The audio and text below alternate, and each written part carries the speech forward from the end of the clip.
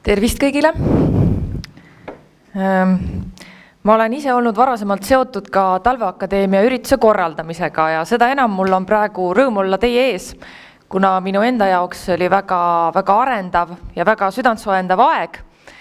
Ma loodan, et teie hulgas on paljusid neid, kes võtavad osa ka konverentsist ja kasvivad teiega kogu seda protsessi. Enne kui hakkan kõnelema, tahaksin natukene rohkem teada saada teie kohta, et kas palun annaksid käega märku, kes õpivad bakalaureuseastmes? Tänan, magistris. On meil ka doktorante? On. Kas on keegi, kes ei ole veel ülikooli astunud? Nii, tere tulemast varsti. Väga kena.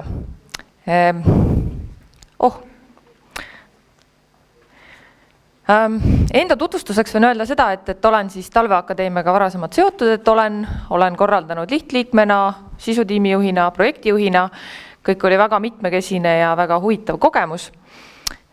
Ja natukene olen olnud nõukojas ka mõned aastad, et see kogemus siis täna, mis mul on tuuberroll olla žüriis ja olla teie esinejana, on Talveakadeemia kontekstis mulle uus. Tahan teile rääkida kõigepealt sellest, millega ma tegelen, mis on minu töö olulisemad väljundid. Siis räägin veidikene sellest, miks on teaduskommunikatsioon vajalik. Ja kolmandaks, mul on teile paar palvet. Ja siis ma loodan, et me saame seda aega, mis meil jääb kuni kohvipausini kasutada mõttevahetuseks ja kuulaks hea meelega, mis mõtted teil tekkisid, kuulates minu ettekandeid, teie isiklikke kogemusi, et arendaks sellist diskussiooni. Kuidas tundub? Kena. Nii, läheb 2 minutit. Kena. Siis ma eeldan, et selline organisatsioon nagu Teadusagentuur ei ole teile päris võõras. Tõenäoliselt olete kuulnud, et sellised sõnaühendid nagu jutt ja putt. Peamine tegevus siis Teadusagentuuril on see, et jagada raha teadlastele, siis korraldada välisteaduskoostööd, tegeleda analüüsiga. Ja siis on selline osakond nagu teaduse populariseerimise osakond, milles töötan mina ja mis võib olla teile tuttav läbi meie konkursside. Nimelt korraldavad minu kolleegid konkursse üliõpilaste teadustöödele, ka õpilaste uurimistöödele ja ka noortele leiutajatele. Et võib-olla siingi on keegi, kes on kunagi mõne töö esitanud. Nii, näen ühte, väga meeldib. Et kuna meil on valmis ka selline verivärske voldik meie tegevustest, mis on päris paks ja kuna mõnule antud aeg täna on siin piiratud, siis kõigest ma teile ei jõua rääkida, aga kes tunneb rohkem huvi, siis ma jätan need sinna registreerimislauda kohvipausi ajal, et saate lehitseda ja uurida lähemalt, et millega teaduse populariseerimise osakond Teadusagentuuris tegeleb.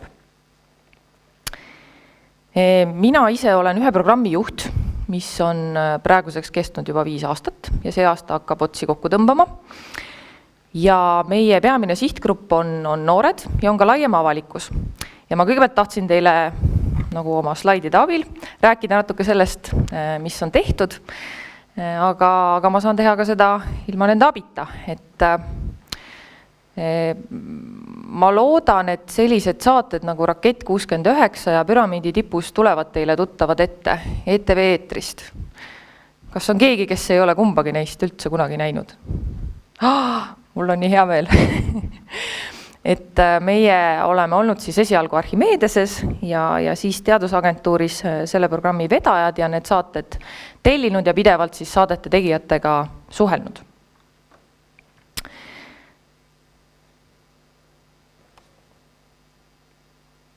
Kuidas meil läheb?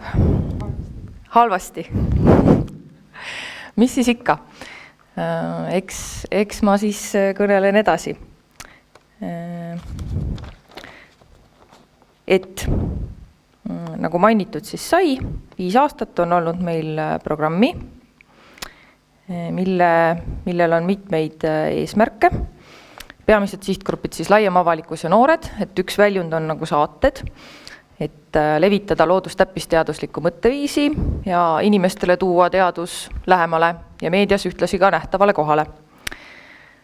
Siis teine suurem selline tegevuste plokk on meil olnud õppematerjalide tegemine. Et me oleme teinud valikkursuste komplekte gümnaasiumitele, neid on kokku saanud 8 ja veel oleme tellinud 4 põhikursust, samuti ka siis gümnaasiumile. Et need ei ole ainult selline ühe kursuse materjal nagu õpikuna, vaid need on materjalid õpilasele, siis elektrooniliselt internetis, töölehed, Moodle'i kursus ja ühtlasi ka siis õpetajale materjal toeks, et kuidas metoodiliselt ühte või teist teemat õpetada. Ja oluline on ka see, et need õppematerjalid kõik me oleme saanud läbi katsetada koolides. Siis on teaduse populariseerimise programmi üks suur väljund olnud selline portaal nagu miks.ee. Kuivõrd tundub teile see tuttav? Ma näen üksikuid noogutusi. Et oma olemuselt võiks see, võib-olla isegi mõned teist on seal oma personaalse looga üleval või andnud intervjuu mõnele ajakirjanikule. Vist mitte. Ühesõnaga selle portaali eesmärk on siis tutvustada noortele seda, mida tänapäeval teevad teadlased. Ja näidata ka ühtlasi seda, et meil on väga palju noori, andekaid ja tarku inimesi ja väga palju erinevaid valdkondi ja erinevaid teemasid, millel teadustööd tehakse. On mõned lood ka inseneeria poolelt. Oleme kirjutanud ka Rakett 69 saate noortest, et mis neist edasi on saanud või kuidas on nende see kogemus seal saates olla. Ja kuna nüüd selle õppeaasta algusest on uurimiste tegemine kohustuslik kõikidele õpilastele gümnaasiumis, siis jagavad seal kogemust ka noored, kuidas on uurimistööd teha ja mida nad selle juures õppisid ja kuidas see oli. Et ühesõnaga kogu selle portaali eesmärk on veidikene murda neid stereotüüpe, mis meie arvates natuke ühiskonnas on ja ka noortel, et teadlane on selline inimene, kes istub oma kabinetis, kannab valget kitlit, ta on kindlasti vana ja ta kannab veidraid riideid ja tal on sellised suured juuksed.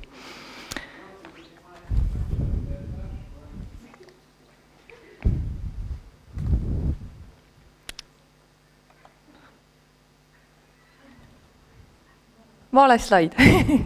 Vaatame, kas leiame. Kui selles teises arvutis me tõstsime selle desktopile. Siis ta mälupulga peale mälupulga. Jaa, mälupulk on seal. Kui nüüd minu kunagine kaasõppur ja žüriikaaslane Hedi võtab sealt ühe musta koti ja lõbustame teid sellega, et üritame selle koti sealt lasta niimoodi alla ja Pille püüab selle kinni. Nii.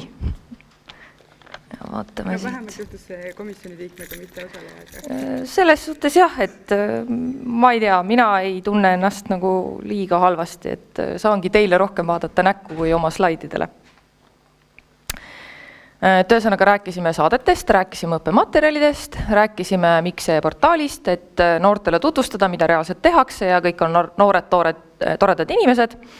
Siis üks programmi oluline väljund on ka see, et me uurisime seda, mis teaduse populariseerimise valdkonnas toimub ja me saame kasutada selle uuringu tulemusi nagu oma tegevuste analüüsimiseks ja ka siis järgnevate tegevuste kujundamiseks. Et valmis selline uuringuraport.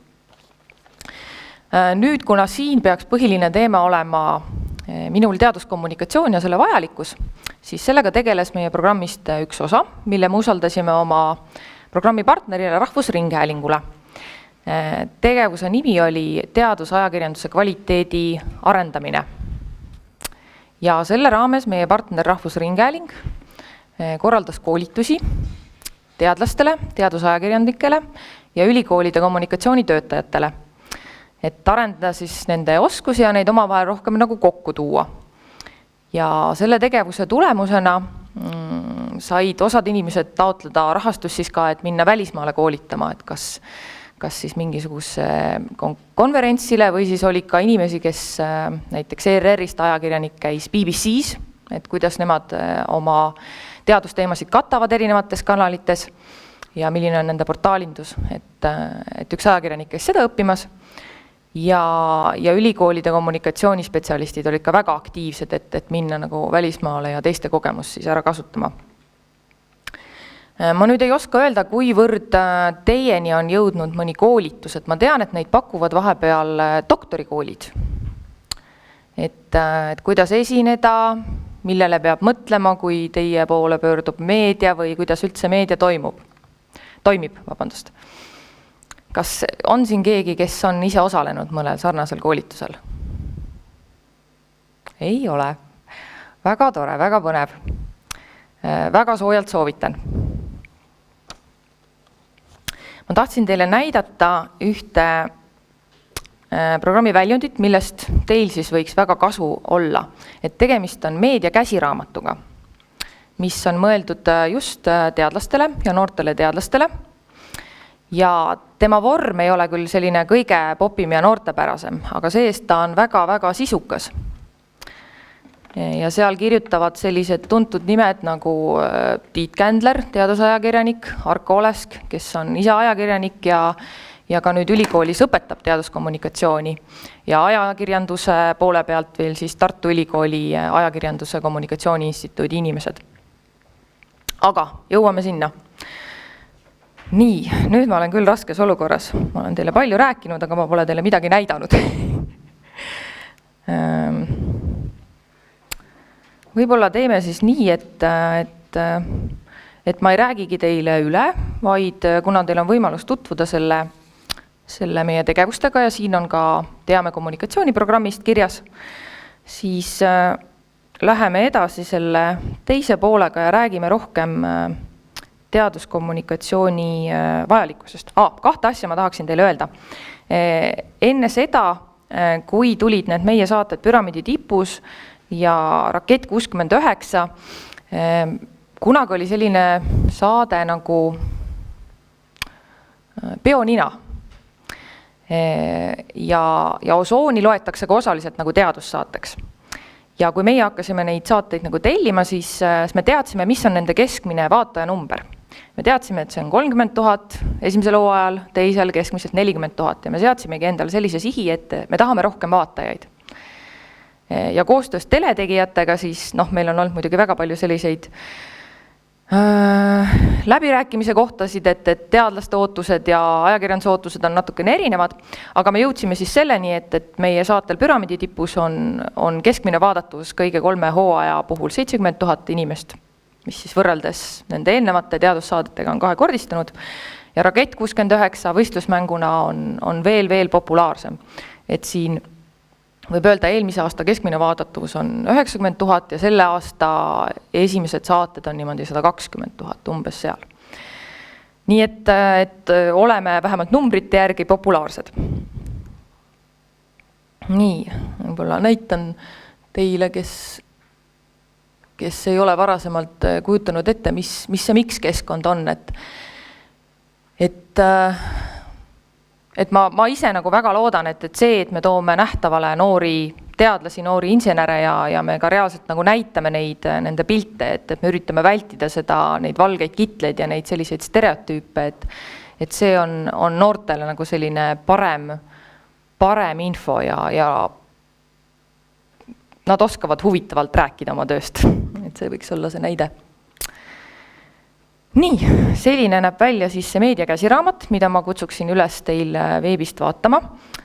Pärast näitan teile ka aadressi, kus selle kätte saab. Et siin tõepoolest on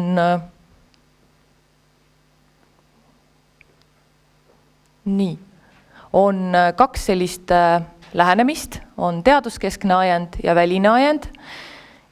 Et kui me räägime nagu teaduskommunikatsioonist või teadusajakirjandusest, siis ma arvan, et te juba natukene kujutate ette, et see, millest kõigest tahaks teadlane rääkida ja kui põhjalikult ja kui täpselt ja veel täpsustada ja veel üle korrata, on erinev natukene sellest, mida nagu ootab või vajab ajakirjandus.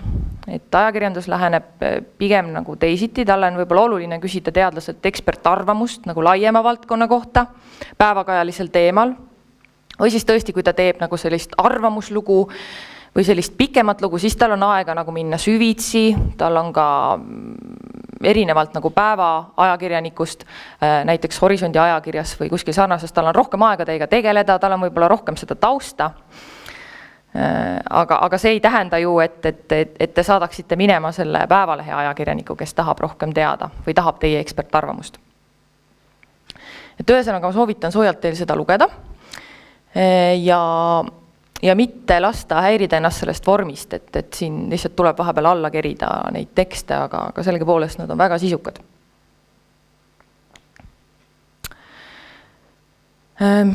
Miks meil üldse on vaja teaduskommunikatsiooni?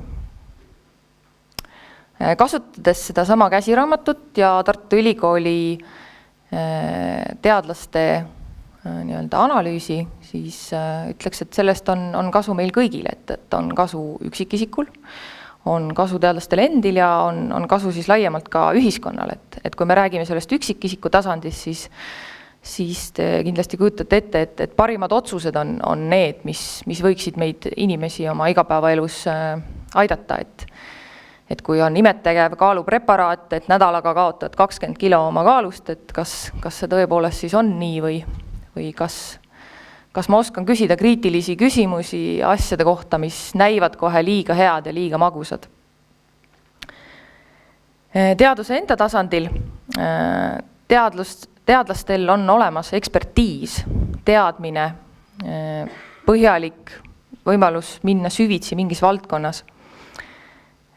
Selleks on vaja teadlastel kommunikeerida ennast, et edaspidi oleks neil ühiskonna usaldus, nad saaksid taotleda jätkuvat rahastust ja loomulikult ka selleks, et nad kutsuksid endale tulevast järelkasvu. Kui nüüd minna ühiskonna tasandile, siis ma arvan, et teil tekib ka seosed või kujutate ette, et mismoodi teadustegevuse avalikus kommunikeerumine mõjutab otsustusprotsesse, mismoodi võimaldab see suurendada majanduslikku heaolu.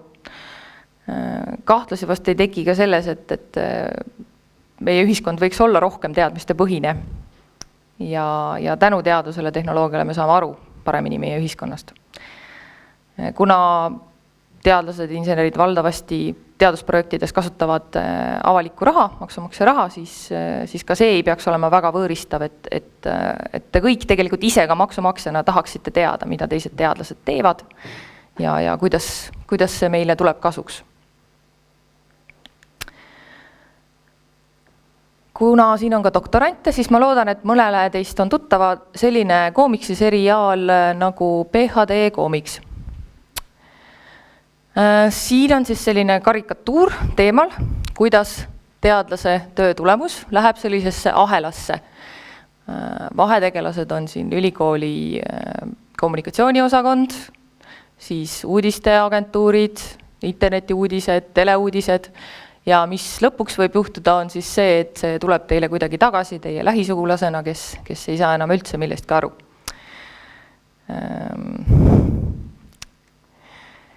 Kuidas sellised olukorrad tekivad? Varasemalt mainisin seda, et ootused üksteisele on natukene erinevad. Et ajakirjandus siiski on, ajakirjandust on erinevat tüüpi, aga väga palju väljaandeid, mis ei ole avalik-õiguslikud, siis põhinevad ärimudelil ja selleks, et hoida lugejaid, saada lugejaid, on vaja pakkuda neile midagi uut, sensatsioonilist. Päeva ajakirjanik peab kirjutama päevas 6 lugu, tal on teatud aeg, mis ta saab kulutada ühele loole. Võib juhtuda, et ta ka ei oska küsida neid kõige õigemaid küsimusi, sest üks inimene ei suuda olla spetsialist kõikides valdkondades. Ja on erinev ka see, et kuna teadus tavaliselt eelistab minna süvitsi ja nagu täpsustada ja minna detailidesse, sest nii on, uuringud viiakse läbi teatud tingimuses ja me teatud tingimustel me saame öelda, et need asjad nagu juhtuvad, aga tegelikult me 100% ei tea, kui me üldistame seda rohkem. Ja ajakirjandus pigem peabki nagu üldistama, peabki nagu arvestama ühiskonna erinevaid osasid, lisaks teadlastele ka seda, mis toimub majanduses, seda, mida arvavad inimesed kodanikuna, kes ei taha seda tuulikut oma taha aega. et selliseid konfliktiolukordi nagu tekib. Ma olen toonud välja need sellised näidiskonflikti olukorrad, kasutades kunagise Rahvusringhäälingu uuringukeskuse juhataja Raivo Suni teese, et tema luges mitmeid artikleid teemal teaduskommunikatsioon ja siis sünteesis sellised üldised probleemiraamistikud. Et ma küsin teilt, et kas see tundub nagu relevantne, et kuidas teie kogemus on, kas päriselt on nii?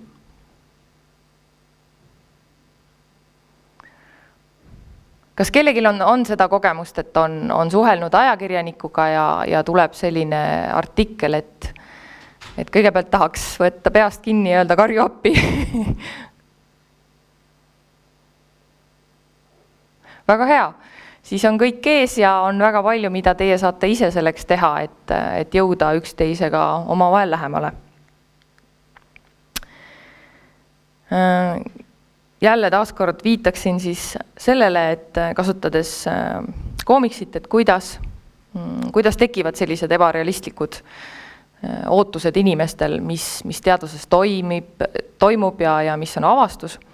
Et me kõik tarbime meelelahutust ja see iseenesest ei ole üldse halb, sest inimesed tahavad meelt lahutada ja lõõgastada. Ja populaarsed teleseriaalid, mida siin näete, et seal kõige üleval on CSI ja Bones, all on nagu müüdimurdjad ja siis viide tõenäoliselt paljudele teadusfantastika filmidele, et see on ka nagu üks koht, mis natukene tavainimeste ühiskonda petab, et tõepoolest, et nüüd võtke see DNA ja 2 tunni pärast meil on tulemus ja me saame mõrvari kinni võtta. Et mis juhtub siis, kui nüüd teadlane sekkub ja ütleb, et need asjad tegelikult üldse ei käi nii kiiresti.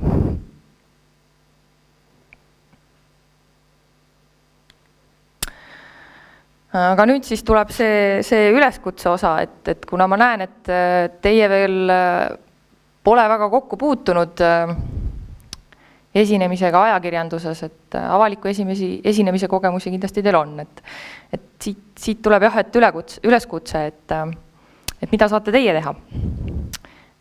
Kõigepealt ma palun, et te paneksite käe südamele ja ütleksite, et te olete seda teinud.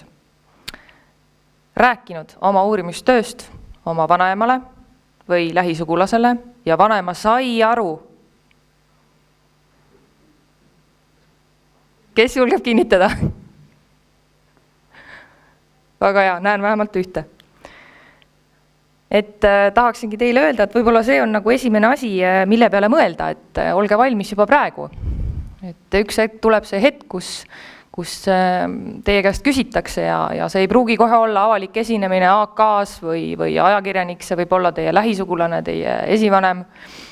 Ja juba siis on oluline osata seletada, mis see on, mida ma teen inimkeelsena, et inimene saab sellest aru, kes iga päev selles valdkonnas ei ole tegev ja mis võib olla sellest laiemalt kasu Eestis, ühiskonnas, millega selles valdkonnas üldse tegeletakse. Olge valmis.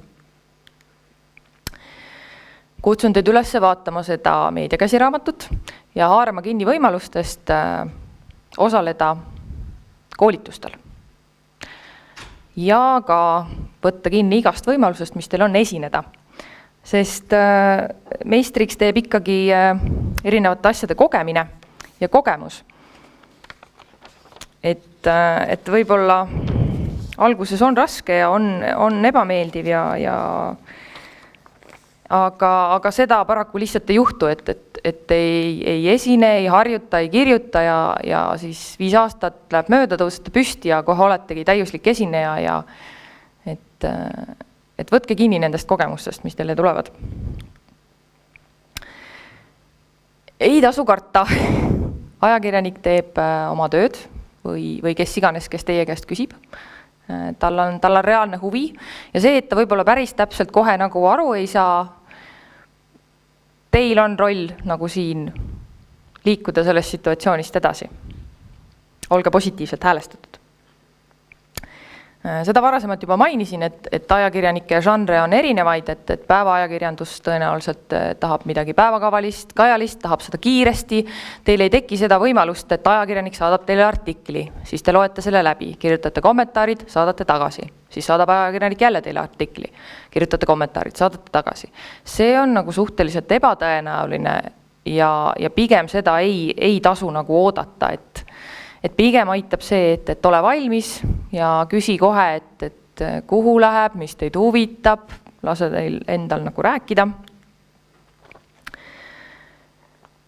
Ja jah, see on üks tore sõna, mida meile tegelikult koolis ja ka esinemise puhul väga palju ei õpetata, et see võlusõna on kuula.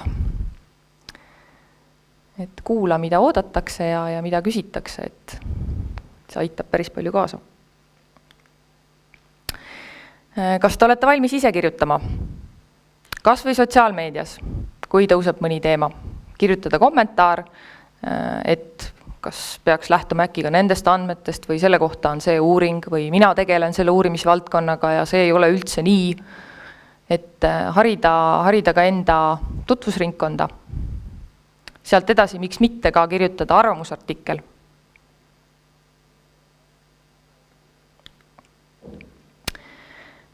Ja kõige viimaseks ütleks sellise vormeli ühelt esinemiskoolituselt, millest ma alguses ei saanud nagu üldse aru, et kui mina olen esineja ja mina räägin ja teie ei saa aru, et teie ei saa ju aru, miks ta aru ei saa. Et esinemiskoolitaja ütles, et tegelikult see on minu kui esineja vastutus tagada see, et see sõnum oleks teile arusaadav. Et ma mõtleksin, kuidas ma räägin, mida ma räägin, et ma oleksin valmis rääkima, et ma ei karda teid. Et päris palju on see, mida teie saate juba praegu teha. Käsiraamat. Kui see aadress, äkki ma saan selle kuidagi ka toimetada korraldajateni, et see teile võib liikuda kuidagi ka digitaalselt. Ja kuna meil on ajaga kuidas? Aega on, et võime siis diskuteerida erinevatel teemadel. Jah, et mind väga huvitab, et millised mõtted teil tekkisid minu ettekande ajal, kas keegi soovib jagada mõnda kogemust või tekkis kohe lausa küsimusi, et palun. Kas on publikus mõnda huvi pakkuvat teema? Kõigepealt ma ikka ise, et ka mulle oli see väga huvitav, et olen ka äsja alustanud doktorantuuriga, et siin on mõni asi, mida kõrva taha panna küll. Et ma ütlengi, et mis olekski parem variant, kui ajakirjanikuga suhtled, et kas see variant, et ma siis üldse parem ei räägi, et saab valesti aru ja tuleb hoopis täiesti vale asi või siis kommunikeerimise huvides oleks ju hea samas, kui see leviks. Mis see nagu parem variant oleks? No selles suhtes mina hääletaks kindlasti selle viimase variandi poolt, et alustada suhtlust ja teha oma parim, et me ikkagi õpime ja kasvame läbi kogemuste. Et sellepärast nüüd ei tasu muretseda, et kui teil mõni üks lause jääb ütlemata või ajakirjanik ikkagi sai valesti aru, hoolimata sellest, et ma muudkui seletasin ja andsin talle infot. Et pigem tasuks tõepoolest nagu alustada ja mitte karta seda kontakti. Et kõige hullem või kõige rohkem kahju mul ongi sellest olukorrast, kui inimesed loobuvad selleks, et äkki ma ei tea, ma näen lollakas välja või kerin siit mingeid asju ülesse või sügan ennast sellel ajal, kui mind kaamera filmib või jätan ajakirjanikule totaka mulje, et sellest oleks nagu väga kahju, et tegelikult need on pigem nagu alusetud hirmud. Tasub kõrvad taha panna. Publiku seast tuleb ka üks küsimus. Ja ma kohe Martini küsimust arendaks edasi, et kumb nüüd variant oleks parem, et kui ma olen ajakirjanikuga kohtuma, siis rääkida võimalikult palju täie kõriga ja täie kaadervärgiga, et ju ta ikka saab selle pildi kokku või olla võimalikult konkreetne ja lühike, et mitte mingiseid segadusi tekiks, mis pärast hämmingut tekitaks minus endas. Kumb variant oleks parem, kas võimalik palju rääkida või võimalik vähe rääkida? kumb on parem? Ma arvan, et see sõltub ikkagi konkreetsest olukorrast, et ma soovitaksin esiteks nagu võlusõna, et kuula, et kõigepealt, mida see ajakirjanik üldse tahab. Et tegelikult kogu see lugu, mis tuleb tema enda fookusest, et nagu tal on mingisugune päevateema, mida ta peab kajastama ja tal on mingisugune koht, kuhu ta vajab teie ekspertiisi või kommentaari, et võib-olla esmalt nagu teha selgeks, et mis ta üldse nagu tahab. Ja siis tekib see selgus, et kas rääkida palju või vähe või rääkida sellest tema küsimusest natuke vähem, aga siis öelda, et vaadake, see valdkond on hoopis selline, et sellele küsimusele vastamiseks peaks tegema veel mingeid uuringuid või me ei saa olla päris kindlad või et see on nagu selline tunnetuse küsimus, aga ma soovitan alustada kindlasti nagu kuulamisega. Saad teada, kes on tegelikult ajakirjanik iseloomult? Ei, pigem saab teada, et miks ta seda lugu teeb, mida ta reaalselt tahab, kas ta läheb veel mõne teise ülikooli teadlase juurde, kas ta on juba nende teiste teadlastega rääkinud, kas ta üldse on lugenud mõnda uuringut või ta ütleme, et võib juhtuda ka seda, et tema varasem kogemus nagu loodusteaduste interpreteerimisel on natuke selline, see vajab nagu sellist suunamist. Et sellised asjad nagu selguvad kõigepealt, kui nagu suhelda avatult ja siis saab juba ise hakata rohkem rääkima, et muidu võib juhtuda, et teie räägite, aga ajakirjanik vaikselt juba haigutab ja ta tegelikult seda osa üldse ei kasuta, mida teie räägite ja pidasite oluliseks, sest tal on hoopis teine plaan, tema vajadus on teine. Aga lugu tuleb ikkagi selline, nagu ajakiri või ajaleht enam-vähem seda ette nägi. Aitäh. Ka tagapool on üks küsimus. Sven siis, kes ka täna esineb meil siin varsti. Tere! Minul on selline küsimus, et kui teema on, ütleme, teaduses selline tavaline või klassikaline võiks isegi öelda, et me oleme rääkinud näiteks 100 aastat sellest, aga ühiskonnas on see, ütleme, selline väga aktuaalne ja juba poliitiline võiks öelda, siis mida peaks teadlane võtma endale arvesse, kui ta juba teab iseenesest, et see on ühiskonnas, ütleme, laiemas sfääris poliitiline. Ta ju peab midagi ütlema, ta ei saa öelda jah, ei, aga ta ütleb midagi rohkemat, aga ühiskond interpreteerib seda suure tõenäosusega näiteks siis juba nagu jah, ei vastuseks juba. Mida ta peaks siis teadlane juba võtma nagu kõrva taha, et ta ei tekitaks isegi ajakirjanikul seda olukorda, et ta saaks seda mingil juhul interpreteerida jah, eiks. Aitäh. Et ühesõnaga, ma täpsustan, kas ma saan õigesti aru, et küsimus on siis selles, et teadlane teab, et see on nagu selline laiem teema ja ajakirjanik tahab lihtsalt jah, ei vastust. No see jah, põhimõtteliselt, et ta saaks selle jah, ei poole välja tuua, siis on nagu inimestel ju ühiskonnas lihtsam aru saada sellest. Et me võime võtta, ma ei oskagi head teemat võtta siit, aga kas või näiteks kooseluseadus oli meil. Et kui me räägime sellest, siis tekib kohe see, et me tahaksime jah, ei vastustada, mida keegi arvab, sellest sotsiaalteadlane näiteks. Aga siis on see, et kui sotsiaalteadlane ütleb jah, ei vastuse, siis see tekitab poliitiliselt juba mingi muu olukorra. See oli mingi mõttes. Võib-olla siis juba siin see vastus peitub selles küsimuses, et tegelikult oleneb nüüd teadusvaldkonnast, aga kõik teadusvaldkonnad ei ole nagu ka sellised mustvalged, et ongi erinevaid uuringuid tehtud ja osad tulemused ei ole nagu täpselt üks-ühesed, et võib-olla tõesti sotsiaalteadustes siin on erinevaid lähenemisi ja erinevaid diskursuseid, et tegelikult uuringuid tehtud. Teadlase roll on ühest küljest nagu interpreteerida andmeid, aga teisest küljest nagu ka olla ühiskonna suhtes nagu aus ja olla nagu neutraalne ja võib-olla tuua esile neid erinevaid andmeid siis, et pigem soovitaks teadlasel siis lähtuda mingitest konkreetsetest andmetest, et mitte ise nagu tulla sellest rollist välja, et ma annan teile selle lihtsa vastuse. Aitäh selle vastuse eest ja küsimuste eest ja täname Margitit veel kord selle suurepärase ettekande eest. Aitäh. Nii slaididega kui ilma slaididega.